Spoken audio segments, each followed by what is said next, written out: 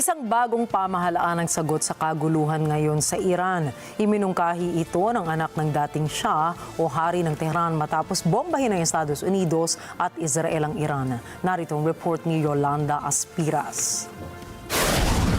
Sa layuning himukin ang Supreme Leader ng Iran na si Ayatollah Ali Khamenei na iwanan na ang pwesto, inialok ni Reza Pahlavi ang kanyang sarili na pangunahan ang transisyon.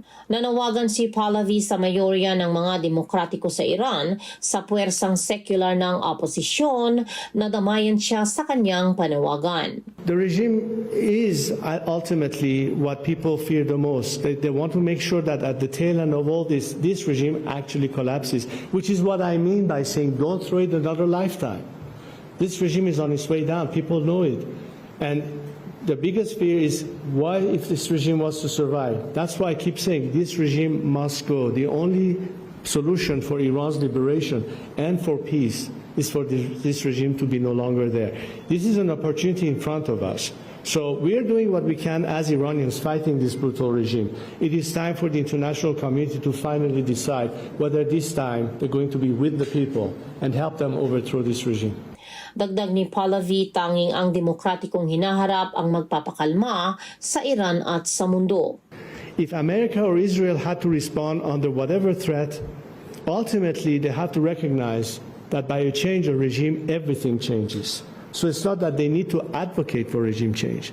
It is that they simply have to recognize that regime change is the only ultimate solution, which is exactly why I'm here today and why we need to work together so that, A, we guarantee Iran and Iranians a democratic future, but also through that democratic future, it will give the world a sense of relief and trust that element will lead to stability, to peace, and an end to any aspect that has been threatening and menacing the world and the region because of the nature of this regime. Si Pahlavi ay anak ng dating Shah o hari ng Iran na si Mohammad Reza Pahlavi bago ito napatalsik noong 1979 Iranian Revolution.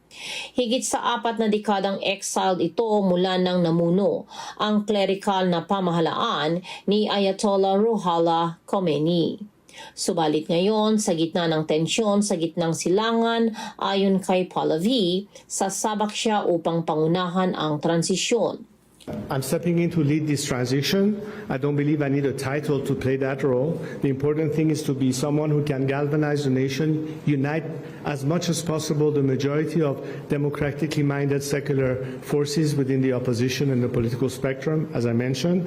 But most importantly, how can we, post-collapse, step into that phase of transition, working together, of course, with many elements who are in Iran today, who will be joining us in that effort to make sure that we can stabilize the transition phase.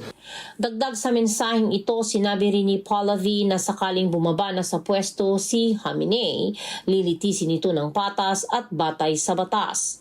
I have a direct message for Ali Khamenei. Step down, and if you do, you will receive a fair trial and due process of law, which is more than you have ever given any Iranian.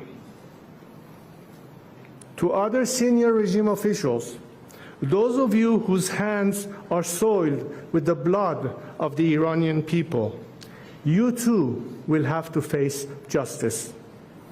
But we will not repeat the mistakes in other failed transitions. Noong Sabado, sinabi ng Estados Unidos na binura nito ang pangunahing nuclear site sa Iran. Ito ay sinundan ng karagdagang pag-atake rin ng Israel sa kabiserang Tehran at sa Iranian nuclear facility sa Fordow noong Lunes. Bilang ganti, tinarget naman ng Iran ang US air bases sa Qatar at Iraq noong Lunes din.